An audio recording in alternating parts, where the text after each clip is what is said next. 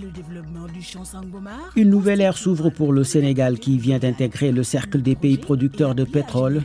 Les premiers barils ont été extraits le 10 juin dernier sur le champ de Sangomar au large de Dakar. Le projet, qui a nécessité environ 5 milliards de dollars d'investissement, vise une production de 100 000 barils jour, une aubaine pour les entreprises du secteur. Au moins, je pense que pour nous, on aura accès à l'énergie de manière moins coûteuse qu'on avait avant. Et forcément, cela va impacter sur la compétitivité des entreprises. Parce que vous savez, le pétrole, comme toute l'énergie, a une fonction transversale dans l'économie.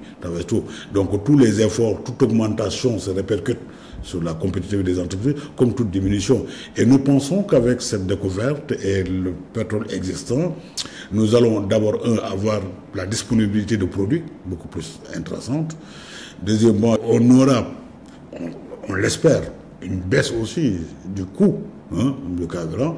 Et je pense que ça permettra aussi au niveau État, gouvernement, de revoir toute la fiscalité autour du pétrole, de manière à ce qu'on puisse avoir un produit accessible.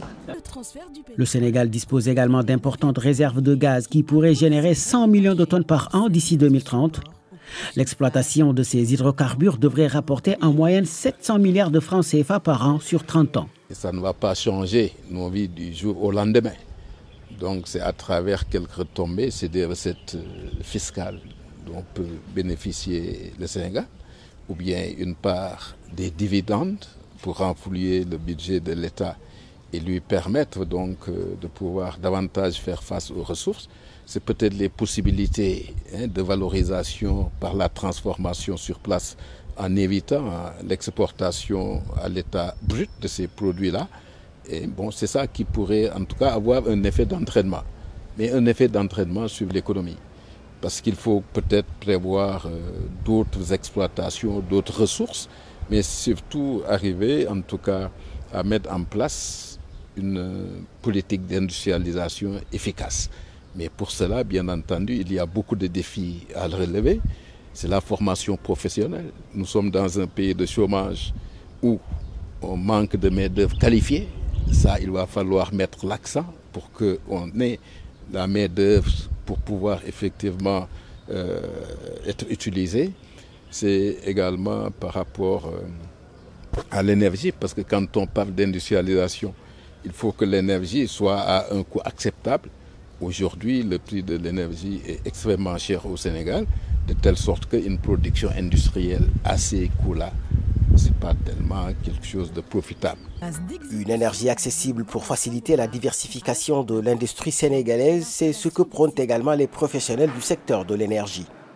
Je pense que l'erreur, c'est de miser toute notre économie sur cette découverte du pétrole.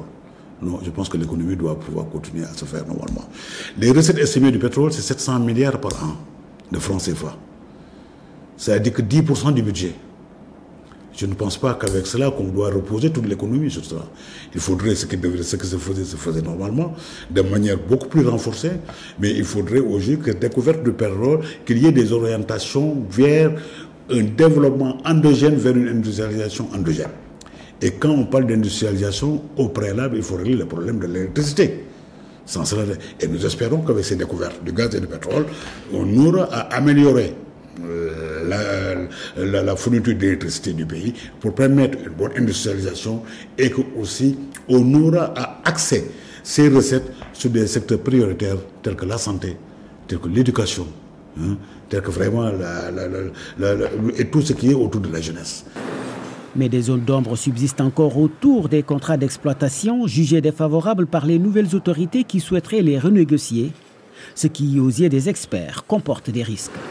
Négocier, c'est une demande que le Sénégal va pouvoir exprimer par rapport à des partenaires. Maintenant, ce qui est sûr, c'est que les contrats déjà signés doivent en principe être déroulés dans les conditions.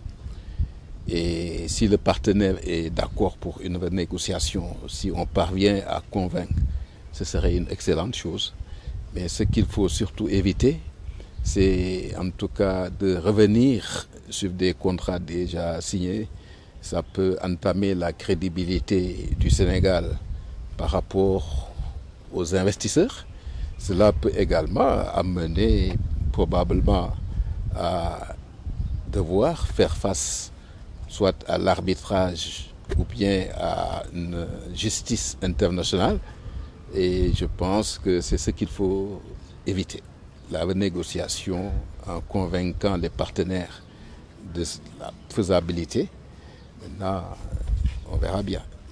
Dans le contrat d'exploitation de Sangomar, la compagnie australienne Woodside détient 82% de parts contre seulement 18% pour l'État du Sénégal. Mais la part du Sénégal dans le profit pétrolier peut aller de 15% à 40% selon la capacité de production du champ. Je suis Wahani Johnson Sambou, correspondant au Sénégal pour Africa News.